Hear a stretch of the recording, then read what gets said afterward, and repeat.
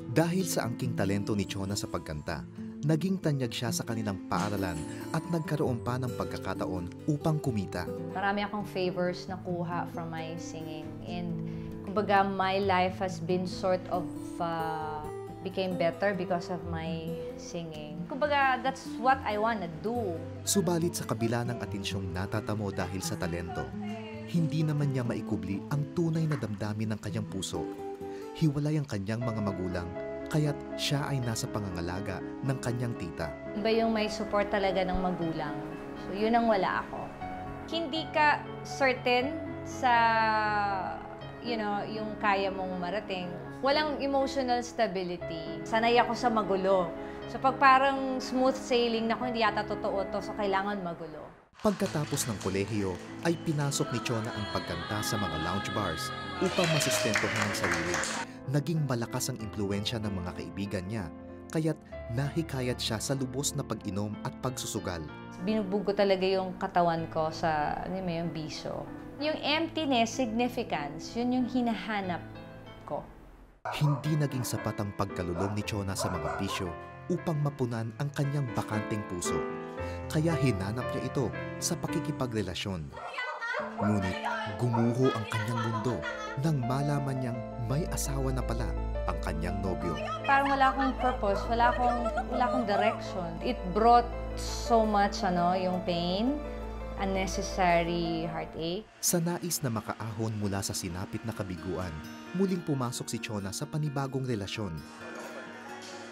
Ngunit sa kasamaang palad, muli silang naghiwalay.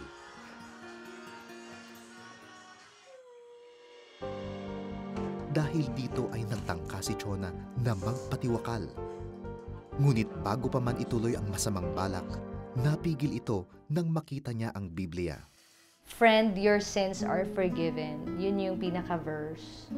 And when I read that, it's as if I heard God's voice. And all throughout pala ng nangyayari sa akin, it boiled down to guilt. So when I read that, parang all of a sudden I was free. And all of a sudden, hindi ko na gustong gawin yung gusto ko. Yung dapat magsusuicide ako. It's the forgiveness Yun yung nangyari sa akin that day na it really turned my life around. Ang mga salitang nabasa ang nag-udyok sa kanya na itigil ang tangkang pagpapakamatay at talikuran ang dating buhay. Simula noon ay isinuko niya ang buhay sa Panginoong Diyos. He's a good father sa akin. Sabi ko nga, yung iba kasi sabi nila, kaya daw sila nahihirapang maniwala kay God kasi wala silang father figure. Sa akin naman, sabi ko, mas parang madali sa akin maniwala. Kasi wala naman ako nakitang bad image ng tatay ko. Kasi hindi ko naman siya nakasama. So, God is really a good father sa akin. God is super, pure and holy and loving. And I'm always mesmerized by that. Nagbunga ang tuwid na buhay na tinahak ni Chona sa piling ng Diyos. Siya ay nakasal sa mabuting lalaki. Nagtaguyod sila ng masayang pamilya. Totoong God's favor goes ahead of you. He will level the mountains for you. He will make your path smooth. Ang ganda rin ng process. It's slowly but surely. And God has been increasing us. He's preparing us. Ang dating sintonadong buhay ni Chona ay isa na ngayong magandang awit.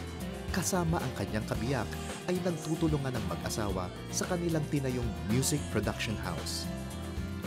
Sa loob ng 6 na taon ng kanilang negosyo ay marami na silang nagawang mga cover songs para sa iba't ibang mga recording companies na kung saan si Art ang musician at arranger at si Chona naman ang singer. Ginagamit din nila ang kanilang talento sa musika upang maka-impluwensya sa mga awit at musikero sa kanilang simbahan. Don't be scared to follow your dreams. Don't be scared to go for the things that God has been telling you to do. Because life is not about existing or surviving. It's about God's purpose for your life.